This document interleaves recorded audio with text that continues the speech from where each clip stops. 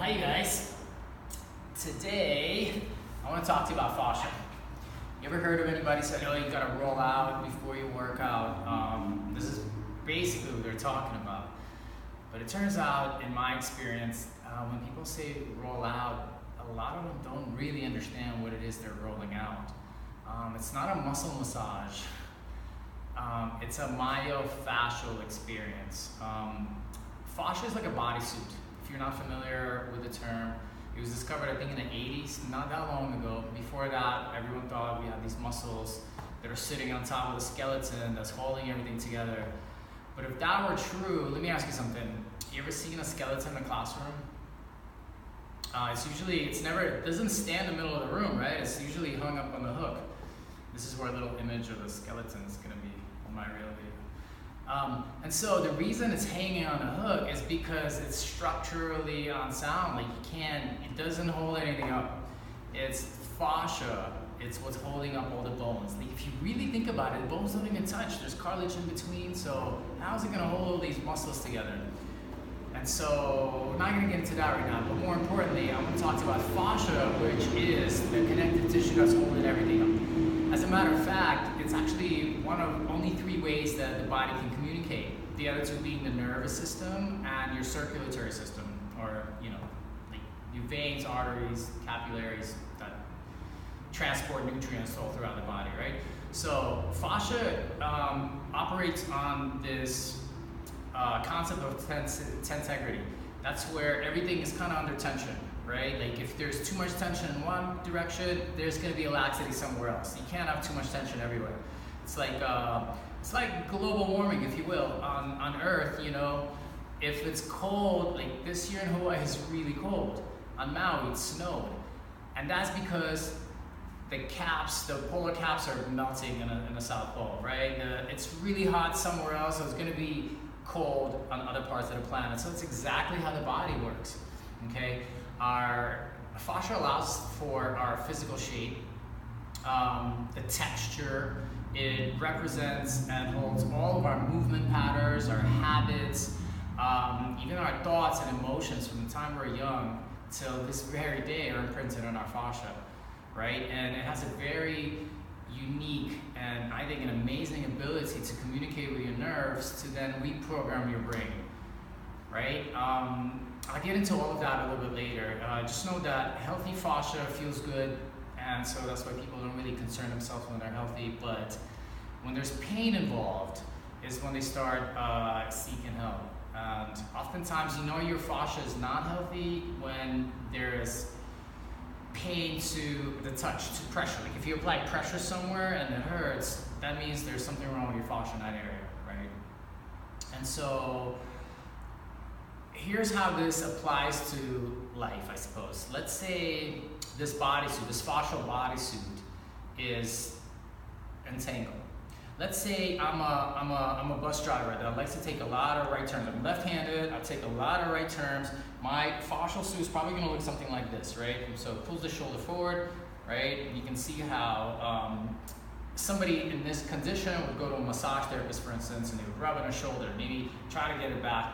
But the fascial suit will pull that shoulder forward every time, right? And so the first thing to do is to kind of iron out the fascial suit, remove all the restrictions. Then you have to lengthen this muscle, strengthen the back muscle, and then you're good to go, right? So the golden rule in my fitness studio is that first you deal with the fascia, then you lengthen and strengthen, and you open up the range of motion, and then you seal the deal, and you're healthy. And that's how you get out of pain, in a nutshell. Right, so I don't want to make this video too long, right? But another example I want to say where, in my experience, where like somebody is pointing to the knee, they say my knee hurts, right? There's never, 90% of the time, the problem is not with the knee. It's either with the hip or the ankle. It's like this when there's 2 employees working for you, right? And one is constantly taking breaks, slacking off, and the other one's working extra hard and have to, cover for the other guy. Who's gonna complain? It's the guy who's working too hard, right? And so if your knee's working too hard, if it's complaining to you, it's because someone else is not doing their job. And so it's I think it's a job of every responsible therapist to figure out what that dysfunction is and fix that instead of treating the symptom. Just to give you a little, I guess, example of how this can work for you.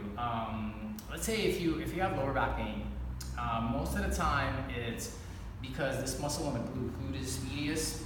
Again, there's going to be a little graphic right here. It looks like a pizza slice right on the back of your hip, right? And so if you can put pressure right on that glute, oftentimes it relieves the backache. Again, in my experience, the backache, this thing complaining, this glute medius is usually complaining because this other muscle, TFL or tensor latte fascia, yes, there's a latte in the front of your hip.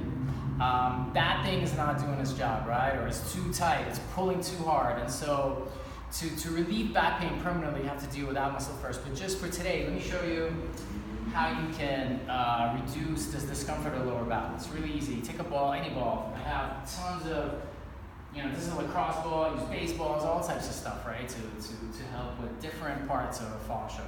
So for today, I'll use this myofascial ball. I don't know what this is, made in Germany. L Sports, shout out. Anyways, this is what you do. Really easy. You get on the side of your body, and you want this foot pointing out, right? You don't want to be like this because that actually engages things. You want to relax everything and wedge the ball right by your hip, and then slide on top and gently move around until you find a pressure point, and then you just relax. That's the first step, is just to relax and allow your body to melt onto that point, right? The deal with fascia is you want to tack and you want to stretch through that point. So at first, if it's really sore, just hang in there. Just kind of breathe, right? And let the pain subside. It might take minutes, it might take days, you might have to come back to this. But when you're feeling better, the best thing you can do is maybe start moving around a little bit until you find a better spot. Once you tack it in, I want you to move your knee around like this. Move your leg. Move the whole, whatever you're tacking down, like if you can move a joint, if you can move a body part through, it'll increase the speed with which you can relieve your tension. And here, particularly, is the glute medius. And so obviously you'll do that on the other side as well. Just turn around. I'm gonna keep turning towards the camera. And it's the same thing. You look around a little bit, you try to find a spot that hurts. Oh, there it is, and then relax.